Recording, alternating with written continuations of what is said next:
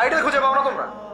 Messi তোমার idol, Neymar তোমার idol, Bollywood হলিউডের নায়ক নায়িকা তোমাদের আইডল, সুবহানাল্লাহ, বাংলাদেশের নায়ক নায়িকা তোমাদের আইডল। যারা জীবনে কত পাপ করেছে তারা নিজেরাই জানে, ওদের বিবেকই ভালো করে জানে যে ওরা কত পাপ করেছে। তোমাকে বাইরের চাকচিক্য দেখে মনে হচ্ছে খুব সুন্দর সুশ্রী, ভিতরের কলিজাটা এদের কুৎসিত কালো। আর আমাদের কাছে এরাই রকস্টার, যারা মুসলিম সমাজের মধ্যে বেপরদামি, অশ্লীলতা, ফাহেশা এগুলো ছড়িয়ে দিচ্ছে, যে না এরা আমাদের আইডল। এখন ওদের পোস্টার বাসায় লাগিয়ে রাখে, ওদের সাথে একবার দেখা করতে পারলে জীবন সার্থক হয়ে যায়।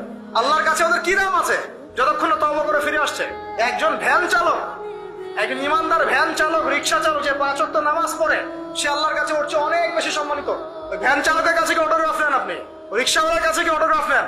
এইসব এই হ্যামিলনের বাসিওয়ালার পিছনে না গিয়ে এরা যুব সমাজকে টেনে নিয়ে যাচ্ছে অশ্লীলতার দিকে, ফাহেসা কাজের দিকে, বেফাস কাজ, কোনো পরকালীন কোনো স্বার্থ নাই, বিনোদনের নামে, সংস্কৃতির নামে এরা মানুষকে দিকে টেনে নিয়ে যাচ্ছে। আর আমাদের যুব সমাজ, তোমাদেরকে আমি আইডল দেখাবো ইনশাল্লাহ পরের লেকচারগুলো।